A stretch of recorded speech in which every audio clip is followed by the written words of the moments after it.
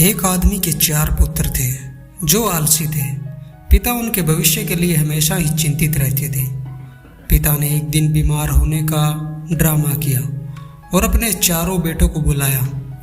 पिता ने कहा, मैंने तुम्हारे लिए खेत में सोना छिपा कर रखा है।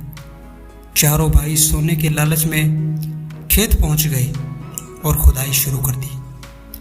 पूरा खेत खोद डाला किंतु कुछ भी नहीं मिला।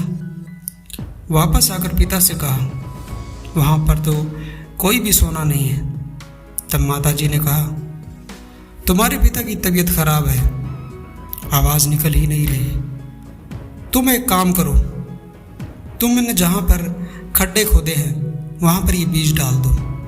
कुछ ही दिनों में फसल पककर तैयार हो जाएगी। और आखिरकार ऐसा ही हुआ। कुछ ही दिनों में फसल पककर तैयार हो गई। माँ ने कहा, बेटा फसल पक गई है, उसे काट लो। जब तुम्हारे पिता ठीक होंगे तुम्हें सोने का पता बता देंगे। सभी ने फसल को काट लिया।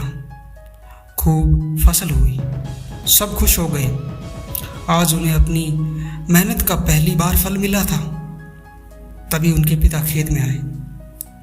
पुत्रों ने पिता से कहा कि सोना कहाँ है? हमने सब जगह देख लिया, कहीं भी सोना नहीं मिला।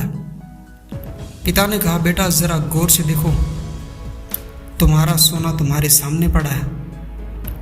तुमने अपनी कड़ी मेहनत से धरती का सीना चीर कर सोना निकाला है। अब उसके बच्चों को समझ आ गया कि मेहनत का फल मीठा होता है। अब चारों मिलकर खेत में काम करते हैं और खूब सोना निकालते। मेहनत करने से हर मुश्किल आसान हो जाती है, जबकि आलस से किसी भी समस्या का समाधान नहीं है। इसलिए हमेशा मेहनत का रास्ता चुनना चाहिए।